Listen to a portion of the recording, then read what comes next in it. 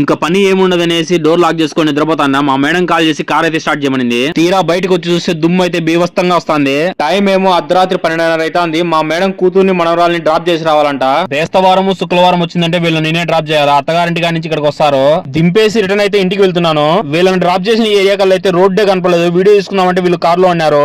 ఎడారికి నేనుండే ప్లేస్ కు దగ్గర 100 కిలోమీటర్లు ఉంటుంది. అక్కడి నుంచి ఇక్కడ వరకు దుమ్ము చూడండి ఎలా వచ్చిందో. టైం ఏమో 2 అవుతుంది. నేనుండే ఏరియాలో కేరళ రెస్టారెంట్ కి అయితే వచ్చా. ఇది వచ్చేసి 24 అవర్స్ ఓపెన్ లో ఉంటది. ఏ టైం కి వచ్చినా గానీ లావ్ అయిపోతున్నానని బర్గర్లు చపాతీలు తినకూడదు అనుకుంటా మళ్ళీ వచ్చేస్తా. ఈ రోజు ఎవరో తిందాంలే అని. ఇంటికి వచ్చే లోపల 2:12 అయింది. నేనుండే ఏరియా నుంచి వీళ్ళని డ్రాప్ చేసిన ఏరియా వచ్చేసి ఒకరిని 19 కిలోమీటర్లు, ఇంకోటి వచ్చేసి 41 కిలోమీటర్.